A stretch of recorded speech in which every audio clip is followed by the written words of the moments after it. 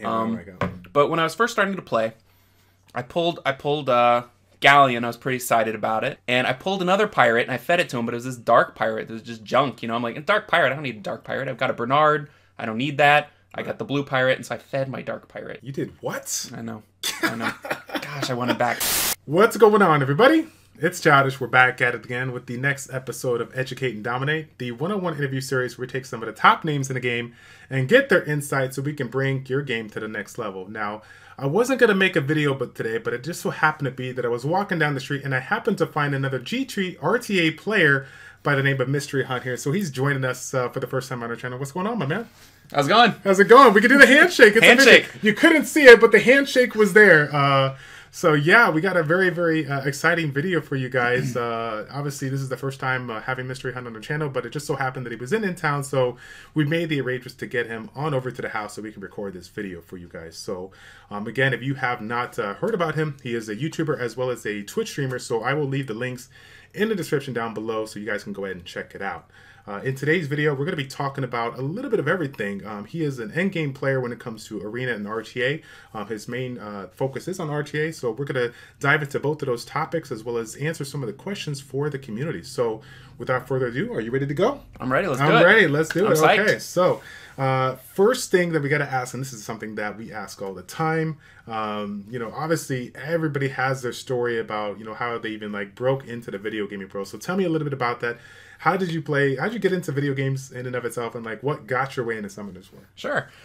So I started out on the regular Nintendo when I was a little kid.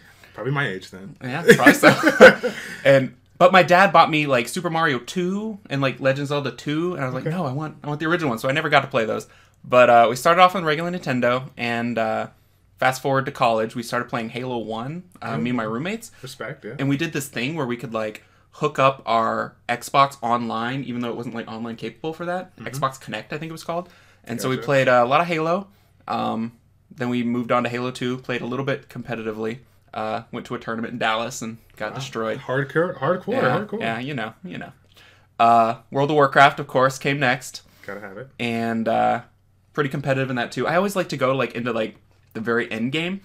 And you know, World of Warcraft is like a less time-consuming version of Summoners War. So Summoners War was was an easy transition from there. And a couple of my friends got me into it, and they've all since quit. And I'm still here. You're still here. And yeah, I really like it.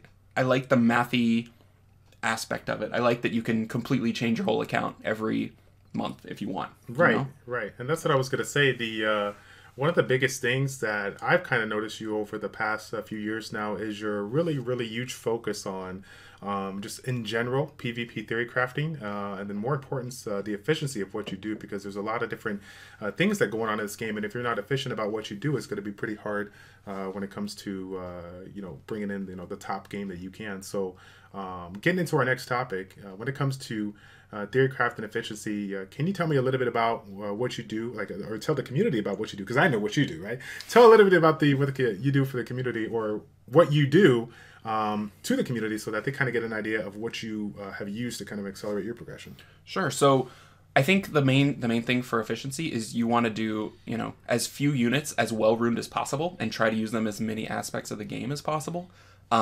Especially if you don't have, you know, the resources to have a million great units or a million great runes. So most recently when the twins came out, it was sort of an awesome new era for efficiency, because they can clear pretty much all content, PvE content. Right. And so my goal is to always put my best runes on my PvP units, and then get my PvE units to work on the worst runes I can give them. Right. And so I try to rune them up so that they can do everything I want them to do, but I want to keep stealing their runes and giving them to the better PvP units. I was going to say, speaking of, I don't even know if you want to call this best runes or worst runes. You know, I can't go through these units of runes without even talking about efficiency and this rune right here. You know, it's you know, you have it on the so beautiful. It's so beautiful, right? I love that rune. Flat rune. When I think of flat runes, I think of Foi. I think Foi is like one of the fortunate few like yourself that has some bad luck when it comes to this. But believe it or not, you know, for some of the people out there, they would cringe if they saw a flat rune. You know, but obviously you've rolled it out. You got yourself more speed than the majority of the players out there would ever get on a slot like this. So again, just kind of like break it down for some of the newer players out there. Like why is this, considering the unit that you have it on, why is this working so good for you? So my mantra since I started the game is roll everything that can roll up to your speed threshold. Okay. So pretty much anything that's not speed, unless it's going to be super efficient, I trash it. And it hurts, but like this one, that's my fastest rune I have, the 27 speed. Everything else I have is 26. So if I hadn't have given it a chance, it wouldn't be in my box today. You know, like a lot of my, like, can I just click this one here? Yeah. That one was a 5-star rune, and it quad rolled. And, you know, after a roll or two, you might be like, I don't want to do it. But, man, it turned out to be one of my best runes. So I think even purple runes that have, like, 5 speed on them, 5-star, they could be 20, you know? So I would roll them out. Yeah. So I think that's really important, to give them a chance to get that speed. So it takes a while to kind of get the sense of speed matters so much, but it matters so much. You gotta get that speed when you can. It's like they've said in the past 3 to 4 years, speed is king, right? Yeah, can't get enough of it. And I gotta point it out there, when you were talking about all the other runes of 26, I thought you were saying like 1 rune, maybe 2. Like, if you guys didn't see, he literally has every single rune outside of the speed rune here on 26 here. So yeah, he was not kidding when he said all the other runes are 26. Like, that's pretty crazy. Oh my goodness. So Stat, man, she's great. She's great. She's such an amazing unit, and you got her built in such a fashion that you know, even after the first run, if you have some kind of composition that maybe doesn't do what you're intended to do, she's super tanky, and she's going to be able to last out for you in the RTA. So that's pretty cool. That's pretty cool. Some of the other things that we've seen on your YouTube channel as well is, you know, when it comes to like free rune removal, taking advantage of optimization. So let's like break it down for the newer player out there. Talk about the basis of rune optimization and how is it really going to help the players out there. Sure. So the optimizer, put out by, I think, Xandro, is that correct? I think it's Xandro. Xandro, which it's a fantastic tool. I don't know if I'd still be playing the game if it wasn't for that, because the amount of permutations that you can put onto a unit is beyond my brain's ability to comprehend, and it just sort of breaks it down and will give you your best options to choose from. And so what I do is I pick my units that I'm going to use all the time, like first picks and RTA, and I'll rune them up. So I always start with usually Bastet, and she very rarely changes, or Perna or somebody like that, and I try to find that balance of tankiness and offense, or in a support monster's place, maybe accuracy or resistance or something like that. And I start from there, and then I try to think, what turn order do I want them going in? Are they speed tuned? Super important. There's a speed tune section on the optimizer. And just one by one go down the list, ruining them up until I get to my least used units, or my more, I don't know, unimportant units for PvP, and then they get the last set of runes, and then we go to PvE. So that's kind of how I use the optimizer. Gotcha. Looking for speed tuning, thinking about what I need to bring to certain compositions. You know, do I have my buff removers? Do I have that sort of thing? So gotcha. And it's fantastic.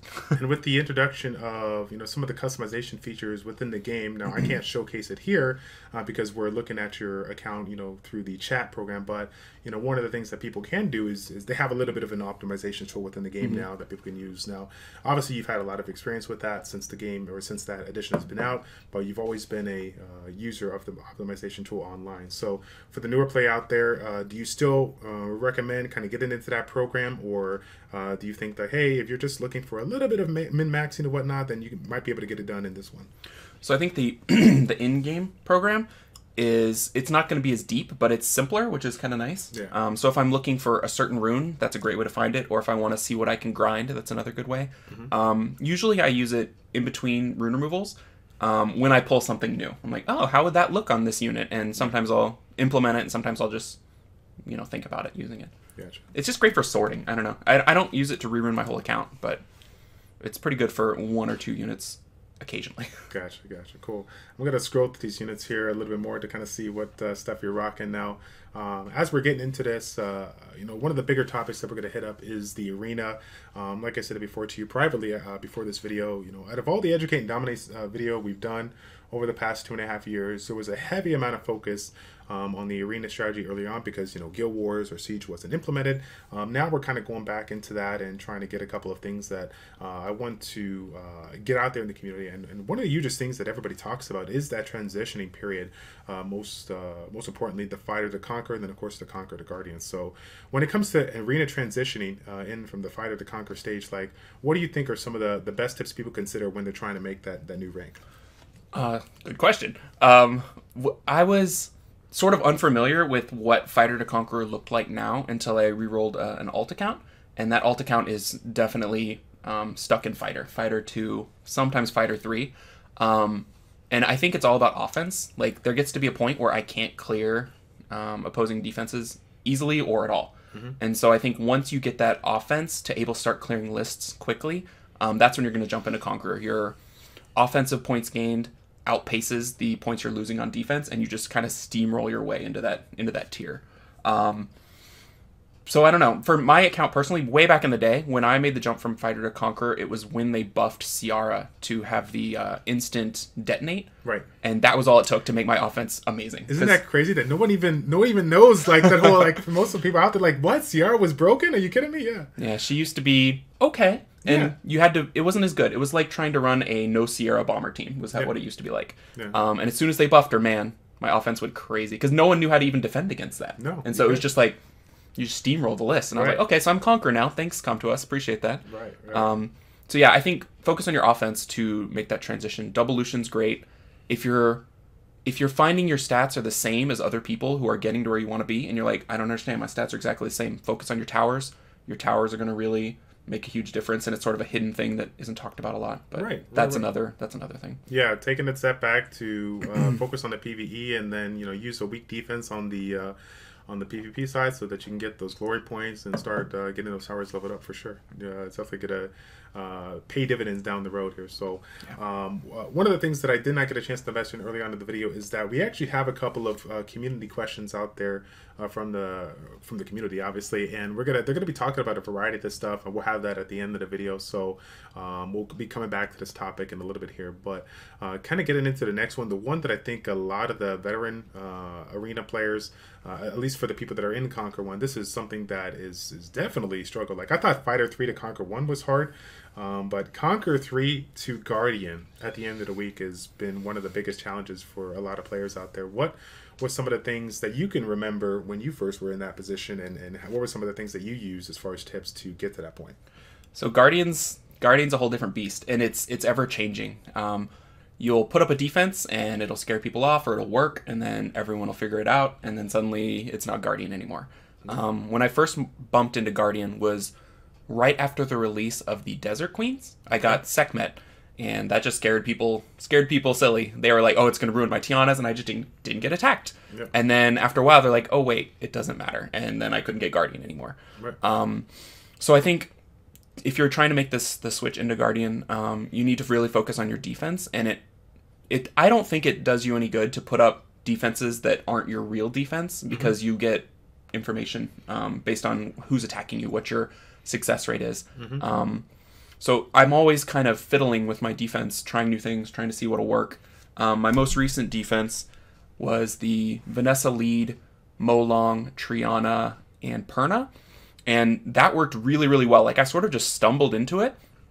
But I think it's becoming more meta now, and it's getting hit more. Like, the first week, it was like 50% success for a lot of the week, and it finished in the high 40s. And every week it's gone down 3 or 4%. People are kind of solving it, And so this week, I'm switching out the Perna for a Garo, just to try it. You don't know how it's going to work. Garo's an annoying monster, and with 2 revives, I wouldn't want to fight it. So think about things that you hate to fight and make people fight those things.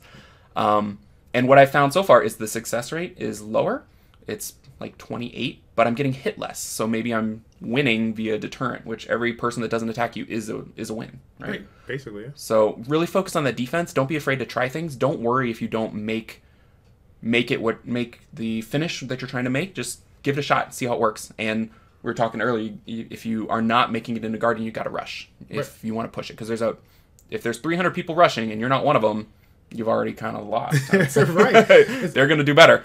So yeah. I was going to say, it's funny that you say that. I don't even think when the Fairy Kings were out, back in the day, we had Vanessa being the top speed leader out there, alongside with Trinity. I think she had a 33% speed lead as well. But one of the things that were meta at the time was yellow comps getting first turns with Theo, and like a Vanessa, Theo, Bernard, or Orion Jasoon, and it was so RNG, but considering this how the strength of Theo when we first got him available, combined with that kind of setup, whatever they had, if Theo was able to snipe a unit and like go 3v4, it definitely put a damper on their team. So with that team on defense without no rush, my highest rank was just shy of Guardian 2. I got like a 106 or something like that.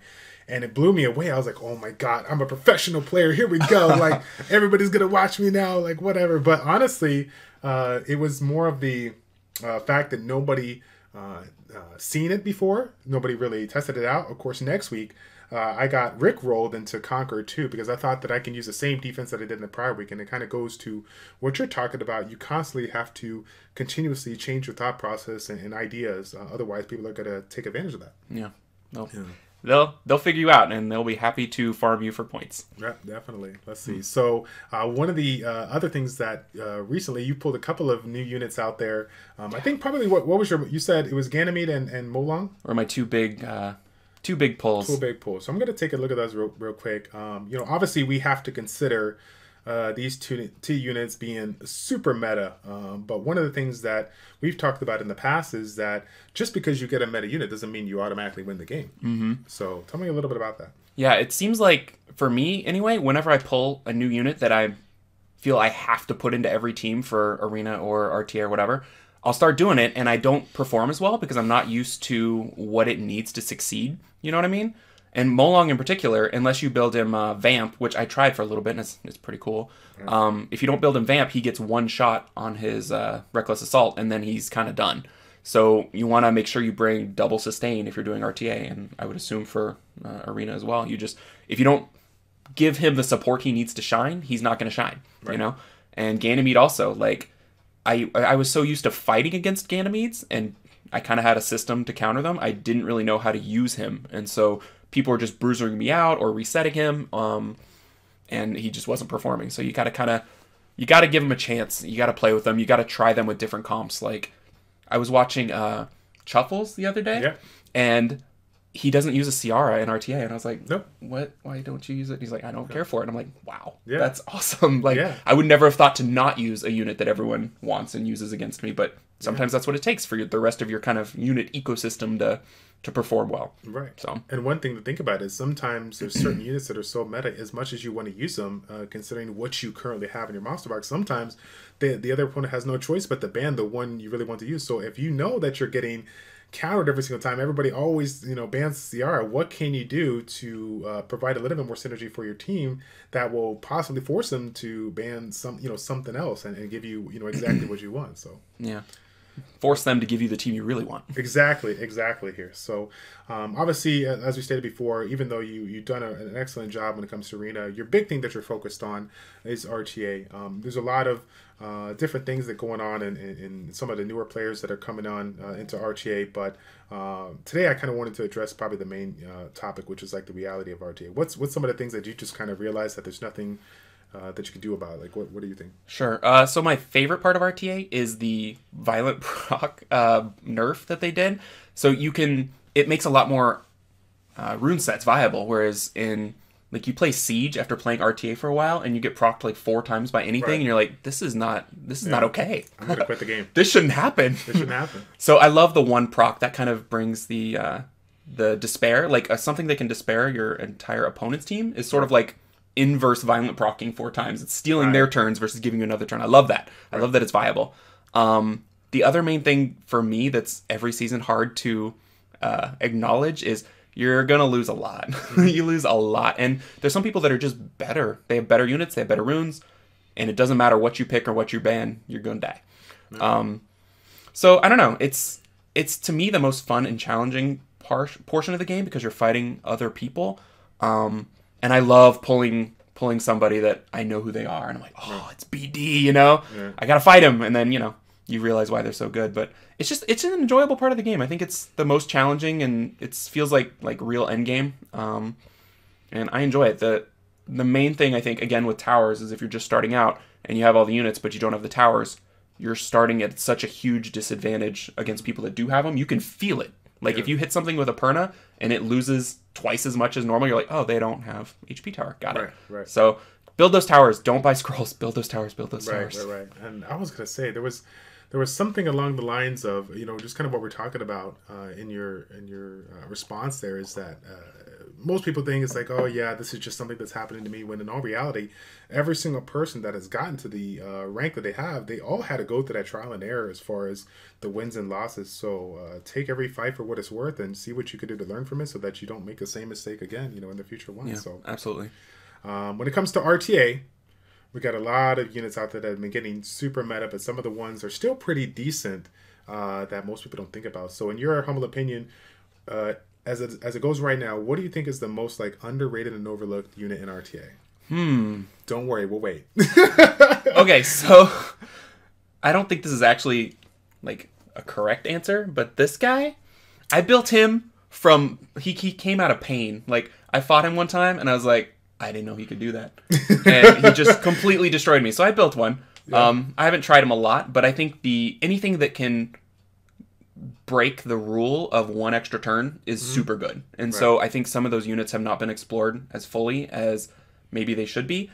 Like the Dice Magicians, you see one every once in a while, but anything that can take 4 turns in a row is kind of broken in the format, especially in turn 1 or turn 2. Like you see Diana taking a bajillion turns or whatever and just destroying you. So that's why units that can gain a second turn for free, it's like they're part violent, part whatever, despair. So those back-to-back turns are really good. Which is why I want that Fire Unicorn to work, but I'm so scared to Devilmon it. Yeah. Hey, have you not seen any of my videos? I've seen it. I've made it work, okay? Don't judge the hell in it, okay? Get up in there. I need it. Get up in there. No, but it's funny that I'm really glad that you actually pointed this one out, because this is not fabricated or whatever. We didn't rehearse this beforehand, but this is actually a really, really good example of kind of what we're talking about. When I think of this reminds me of Malicious. Back in the day, where they just constantly, if you kind of pay attention when we were doing rushing in Epifel Alpha, they're constantly throwing in random units here that really just caught people off guard. They haven't seen it before. They're like, why would you even do this? This doesn't make sense.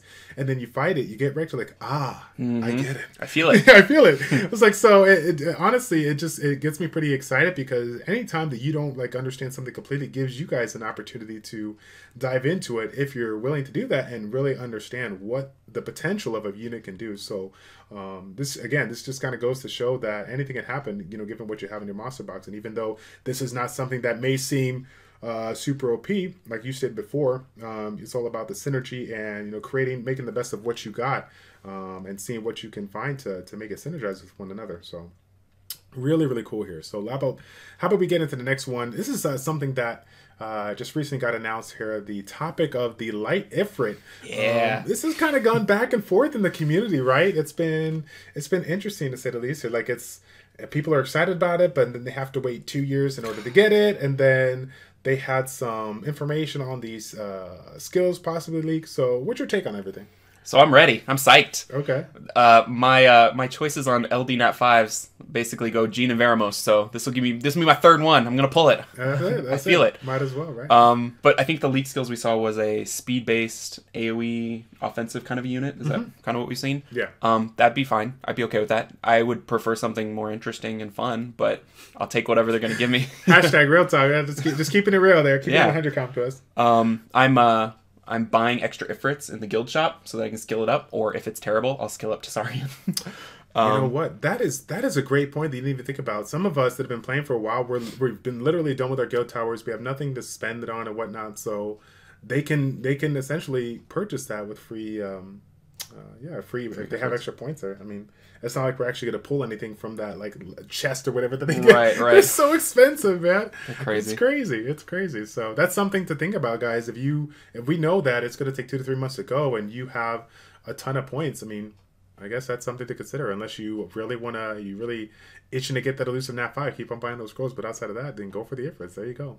And if you sorry to interrupt. No, you're good. If you haven't gotten the extra Ifrit from that quest, you summon 5 Ifrits, you can get a free one. So for me, it's buy 2 get 1 free, because I'm 2 away, so I'm going to buy 2 and then get third one. And that's a really, really good point. And actually, that's what happened this recent time last week, I ended up trying to go for Tessarian for my 5th one. Didn't get him, so I had the free scroll to get him. So nice. I used the skill up to work on Tessarian. So yeah. He's pretty good, huh? He is pretty good. He is pretty good. So, but anyways, let's get on to the next topic here. This is actually something I'm pretty excited about. As I stated before in previous videos, for Educate and Dominate coming back in 2018, the biggest thing that I want to focus on is the community. Not just bringing on endgame players to talk about a variety of things, but trying to get some of your guys' questions answered specifically. So if you guys didn't see, about a week ago, we put out an announcement to go ahead and provide you guys an opportunity to provide your questions in here. Since we're focused on the RTA and the arena here, we went ahead and collected some of those questions.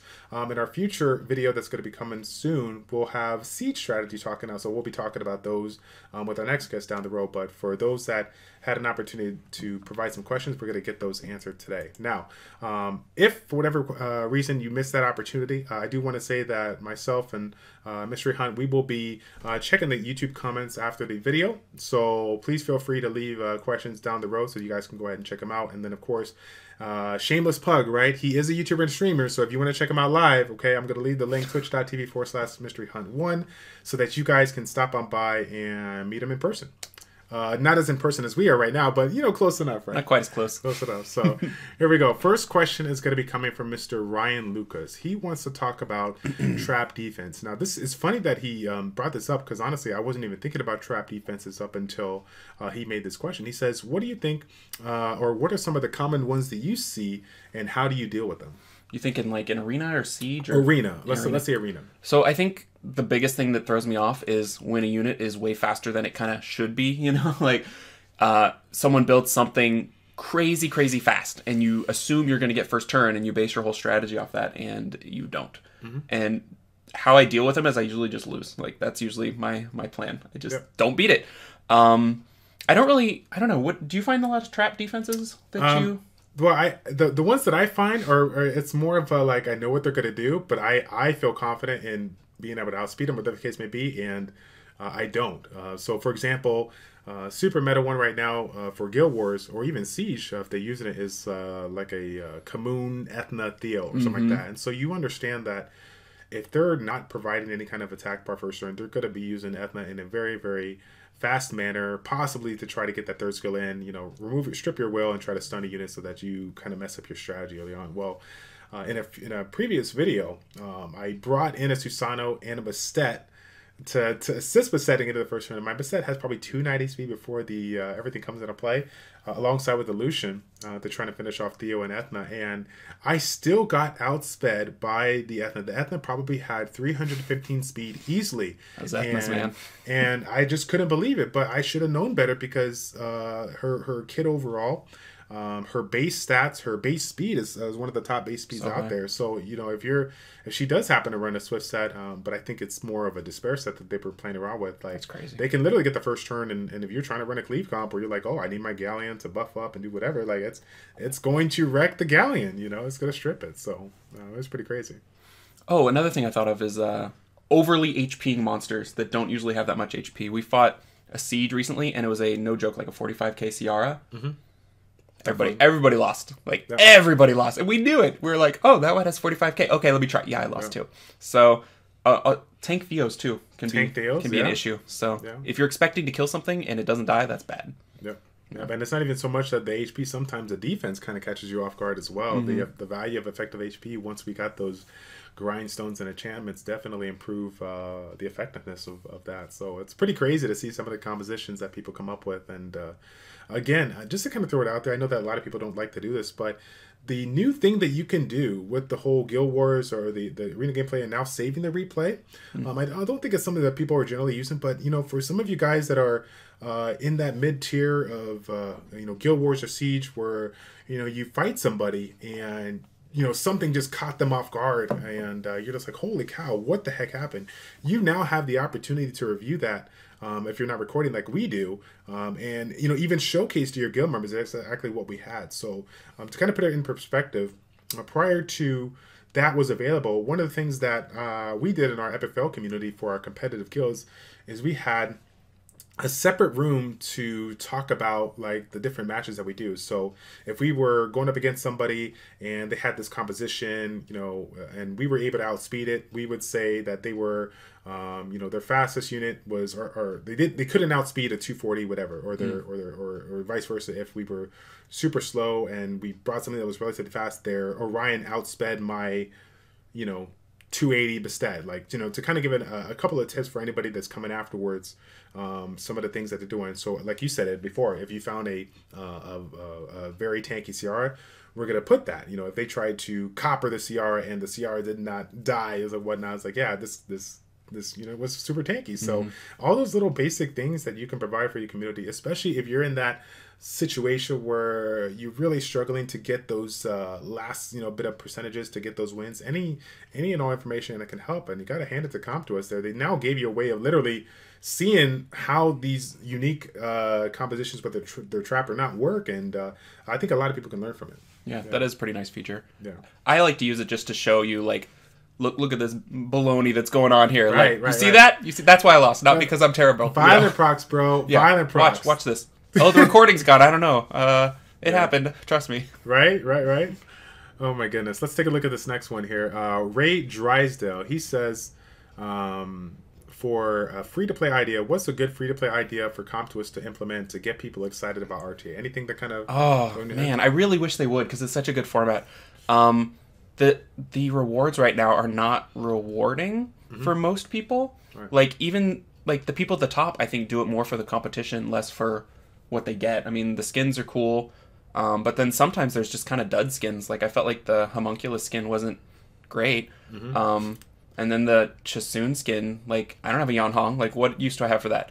So I really wish they would give some in-game things that people would enjoy, you know? And stratify it a little bit better. Like, the difference between Fighter 1 and Fighter 3 is the same, right? It's just the mount, Right. And so they don't give people an incentive to push. And if it's going to be, like, people win, like, I win, like, 55% of my matches. Right. If I'm losing 40% more than normal in Arena, I want to have something that feels good about it, like little incremental rewards. Even if it's, you know, quests, you know, like they do in Hearthstone. Yeah, like, play every day. Play one match every day. You know, use 2 dark units. Make it interesting, you know. The kind of the coolest use of RTA I saw recently was Little Hakate. Is that how you say that? I think so, yeah. Kate Hakate. Yeah. He did like do you see this where he spun the wheel? It was the wheel of RTA, and whatever it landed on, he would use that.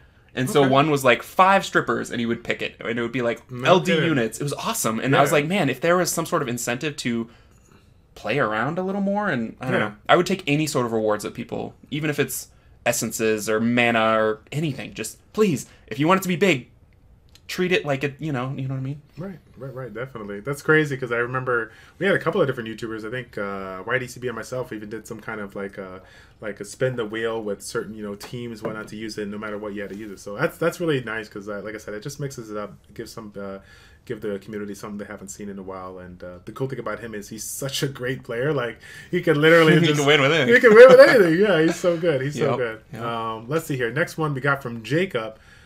Jacob, and this is the reality of Arena sometimes, is that for the 92% of people that are watching this video, if you had to put a question in the comment section down below, I know what it's going to be right now. It's this question that Jacob's asking. He wants to know of a good free-to-play AD. Tell him what it is.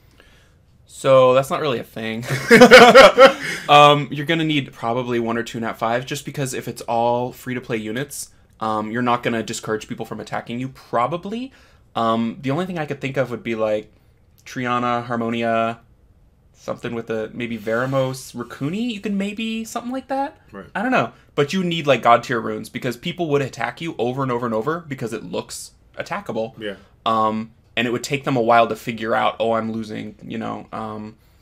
You just want to annoy people or scare them is the way to win AD. So, and it's hard with free to play. And just to kind of point it out there, you know, just getting to that topic, that kind of relates to what we were talking about beforehand, scaring them, putting that type of, you know, unit that deters your opponent to not, you know, be able to attack it. So think about some of the more popular units that you've seen over the course of your time that have really deterred the opponents. Can you name off a couple of them that you think that if people had it, they can incorporate in their team? So I think Orion, for sure. You never know how fast they're going to be. And if they're, you know, 305 speed, they're terrifying because they're completely random. they'll defense break, which encourages all the other units to gang up on you. So Orion's, I think, a good one. Other scary deterring units. There's some LD ones that I don't like what they do. They're mean. You kind of anything with a speed lead, you never know where you stand. Sure. What's the you have this unit, the light unit that revives everybody and does like a million things. What's its name? Oh no, I don't have any light unit. You don't have that? Oh, Amarna. Yes, I do. Amarna. Yeah. That thing's annoying. I don't know maybe on AD as much, but if it was on AD and built with like your best runes, that could be a pretty scary, I would think. Because you don't want to kill 3 things and have them all come back. Like, that's no fun. No, it's no fun. I don't like that. So. And again, kind of going back to what you were saying, even if you got some random unit you could throw in there, you still have to think about the other 3 units. One of the people that we both look up to, Barian, he always has said, build teams, not units. So regardless of what meta monster that you get, you really have to figure out some kind of team to, make it, shine truly. So, and don't give them an easy target to hit. Like if you have 3 tanky units and 1 weak unit, they're gonna find it just from their first AOE. Say they use a Triton to clear your buffs, they're gonna know, and they're gonna nuke it, and then suddenly you're 3v4, and it doesn't matter what your other units are built like. So try to keep them all in the same range of tankiness, survivability, that sort of thing. And here's something that was used a little bit prior to. I want to give a shout out to Orange Yellow. I know that she's been talking with a lot of people in her community, playing around with certain defenses that have allowed her to deter some people and still use her, very YOLO comps in order to get like a higher rank. And one of the things that we saw on her channel, I think it was the Fire Sylphid, like with Arena, and then the mummies. The mummies. Yeah, the mummies. Yeah. See, we watch our content, okay? We watch our content, Orange Yellow. By the way, make some more, okay? Where you at? Yeah. But either way, tell us a little bit about that. About that defense? Yeah. Do you think that is a viable thing that people can play around with? Or? I don't know. I think it completely discourages people from AoEing you down because it's really not AoEable. But if you single target it, it's doable. But then you're trading speed of clear for maybe a safer clear. So that's another way you can kind of discourage people. Maybe even throwing in just the Freya into a super tanky comp with another form of revive. You're never going to deter everybody. Like I was talking to somebody and they were talking about my defense I ran a couple weeks ago, and they're like, well, you just Zyros that. And it's like, yeah, I have to not worry about the Zyrosers, right? Because you can't deter everybody. And if I'm deterring the Lucianers, you're doing good. And then if I'm deterring the Bombers, I don't know if I am or not, but that's another good thing. So some people are going to always clear you. If they're willing to single target, pretty much everybody can clear you because single target. So that was a really cool defense that people hadn't seen before. And I liked how it had the Freya in there, which was, I think, still is kind of thought of as sort of not a great unit. Yeah. So that was pretty neat. I liked watching that. Gotcha. Next question is coming from Fiesta Fire, which is probably one of our more specific questions. They say, I use Ciara as my main monster in the Conquer Arena offense, and he wants to know, should I keep beefing up monsters like Bastet, Shiho, or Ethna that use with her to focus my runes on a bomber team, or focus my runes on a bomber team since I have Tiana? They say, I haven't tried a bomb team. I didn't know if it would work. Well, in Guardian, where defenses start to be a little bit tanky, as well as, like, instead of faster. So a little bit more information here. Shiho, Ethacomp take care of my mons like Rakan, which I see a lot. Also, if I go with a bomb team, is it better to go first turn or focus more on tankiness and survive, will set to survive some hits? So yes, build a bomb team. You're not going to use it on every comp. I think bomb teams used to be able to be used on pretty much everything. That's sort of a thing of the past now. The tanky meta is sort of taking over. But if you have Tiana and Ciara, you are doing better than I am. Because oh my gosh, every time Triton gets resisted, I just like, where's my Tiana? Right. The main thing you want to make sure, I would do Ciara, Bastet, Tiana, Bomber. If you can pull light or dark, that's the way to go. If not, I think Malaka is probably best because there's a lot of fire units on defense for Lucians. Speed tune it and give them all a bunch of attack. I wouldn't worry about defense or a second turn. With Tiana, the only reason that they get a turn is you got resisted. So just make them tanky, make them hit hard, and enjoy killing people a lot. Gotcha. Next question is from a man. He goes by the name Big Man Zayami here. He says, is it viable to use single target nukers in mid-game AO, or is it necessary to have AoE nukers? And what kind of AO could be viable without an AoE defense breaker? Like that damn Galleon. Oh, man. He hates that Galleon. Yeah. I don't know. I think I only use bombers, and then I do use safe single targets for AO. So I think it's viable. It's just going to rely on your defense. If your defense can hold with you clearing slower, then you'll be all right. Like, I've gotten real lazy with Arena lately because you don't really need any of the rewards, and you just buy the scrolls. But I just do like auto, like I put my defense as my offense and hit play, and it wins pretty much a decent amount of the time. It just takes a while. Another single target nuker comp I used to use was, I think it was Ciara lead, but it was Ciara, Bastet, and then like Perna Theo, and it just is the go 3v4 as soon as possible. That can work too.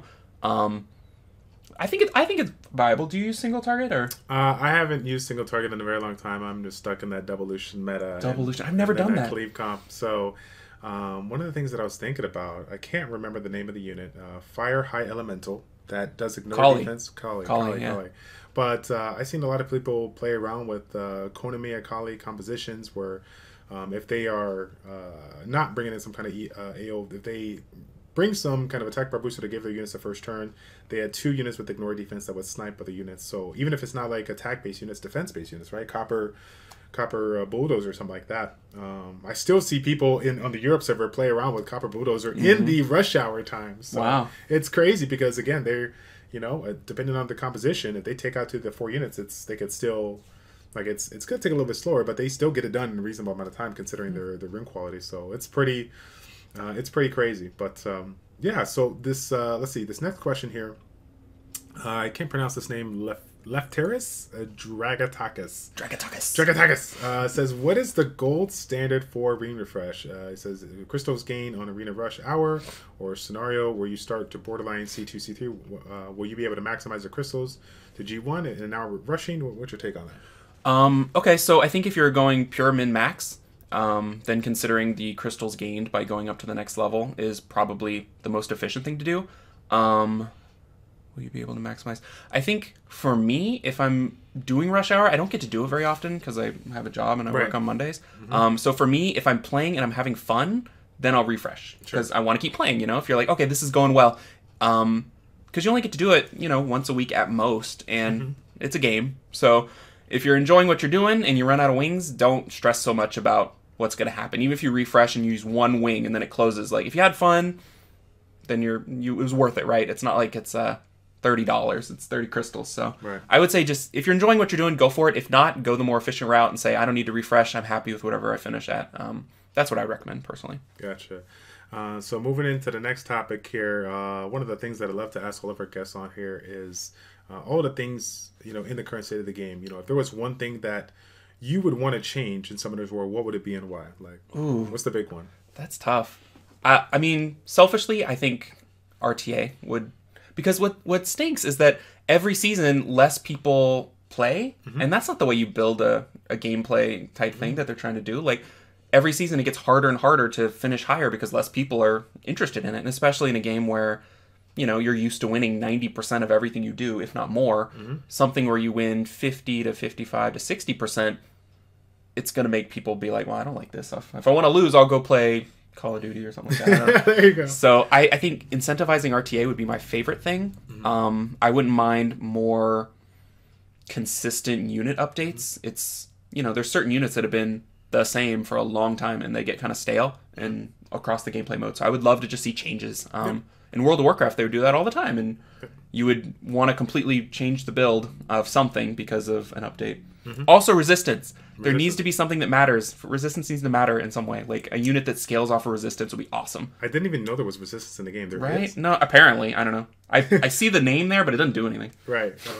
So I would love to see all the stats matter. I would love to pull a slot 6 resistance rune and be happy. That would be nice. That would be exciting. And again, if you don't make these changes, we're going to go back to Call of Duty and Hearthstone and World of Warcraft. Okay, Comtos, pay attention. Otherwise, we're done with this game. That's it. That's it. All right. The next one, which is by far our best question for you, is the epic fail story. I've shared a ton of things on my channel when it comes to epic fails. What is one of the biggest epic fail stories for you? Okay, so here's how this goes. I guess we can't see it because we're not on my account or whatever. But when I was first starting to play, I pulled Galleon. I was pretty excited about it, and I was going to start, leveling him up, or skilling him up. I gave him all my light pirates, all of them, which was probably a mistake. Luckily, I was able to correct that with the new HOH thing. And I pulled another pirate, and I fed it to him, but it was this dark pirate. It was just junk, I'm like, a dark pirate? I don't need a dark pirate. I've got a Bernard. I don't need that. I got the blue pirate, and so I fed my dark pirate to... Fed your dark pirate. to Galleon. I still regret that. You did what? I know. I know. Gosh, I want him back. I miss him. I need him. And then I haven't pulled LD Lightning in 10 months, so... Oh, my goodness. He's never coming back. I'm never going to see him again. Unbelievable. Unbelievable. That one, when he first told me about that one hurt a little bit. Yeah. I couldn't even lie, because there's so many things I could do with that unit. Unbelievable. Compost, I'm sorry. Give him back. Give it back. My bad. All right. So moving on to the last thing here. The thing that I love to do is when we finish the video is just give an opportunity for you to bust out those shout outs and more importantly, possibly a call out. Somebody that is similar to you that has a really good understanding of the game that can provide great knowledge despite their current arena, Guild War, or RTA rank. What's somebody out there that you really would recommend for the community to hear? So shout outs, gotta shout out my guild, Kindred Society, Kindred Shadow. They're a goofy bunch and we have a good time, so I've enjoyed it. It's made the game playable, like you can't just play by yourself. So shout out to my guild. Shout out to the guild Living the Dream. It's one of my friends' guilds, and my alt's in there, so Living the Dream shout out. As far as content creators I'd like to see more from, I think Orange LOL always does a good job. She's super analytical. And then just anybody who likes the game and wants to produce content or thinks that, like, I think we were talking, I got into it because I wanted to see more. I would click on YouTube and click on subscriptions and there'd only be a couple videos and I want to see more. Like, more people could be doing this stuff and having a unique perspective. I'd love to see anybody that was like, well, I think you should do this. Well, make a video. Like, share it with us. We'd love to see it. Like, I like seeing more things, so I would love to see more from anyone who's interested in it. Yep, and like you said, this wasn't even the thing you wanted to do. You wanted more, so you came on board to join the influencer community to help out other people. But the fact of the matter is that while we may have been putting a lot of emphasis on top end players or whatnot that have been in the spotlight, I feel like the real talent out there is the people that understand the game to the extreme, but you might not have even heard of them, or they're available out there, but they just don't know a way to project that message to you. So again, I got to give you a huge shout out for doing everything that you've done to understand the game at the level you do, because honestly, before today, I know there's going to be a lot of people that probably have not seen your YouTube channel or Twitch channel, but now they're definitely going to do, considering the information that you do. So on the behalf of the community, thank you so much for coming aboard for the channel, and thank you for providing this information. Yeah, thanks for having me here. I'm enjoying it. So if you do want to stop by the channel, I try to answer every question I can. So try to give you all the info I can when I'm on there. Excuse me, sir. That's my job. I'm supposed to be promoting you. Can you let me do my thing? That's my bad. Can you let me do my thing? That's a fail. So that's lemonade. A fail. Keep on drinking your lemonade. Okay. So again, guys, if you haven't checked them out, we're gonna leave some links in the description down below for the YouTube channel as well as the Twitch channel. Obviously, you can see it up above here. It's gonna be twitch.tv/mysteryhunt1. Somebody took his darn name, so he has to use the one up in there. But either way, I took it before. What is your schedule so people can get an idea of when you generally stream? So I don't really have a solid streaming schedule. That's an issue. My wife's like, you need to set a schedule. Everyone has a schedule. So, but I haven't come up with one yet. I'll try to be more consistent. Okay. When you get it figured out, you let me know, and then we'll put it in the YouTube. Sounds like a plan. Sounds like a plan. All right, guys. Plan. So, all right, guys. Thank you all so much for tuning in. On behalf of myself and Mystery Hunt, thank you guys so much for your support. It's your boy Childish with ChildishPlays checking out. Take care, and we will see you all in the next episode of Educate and Dominate. I'm out. Take care, guys. Oh!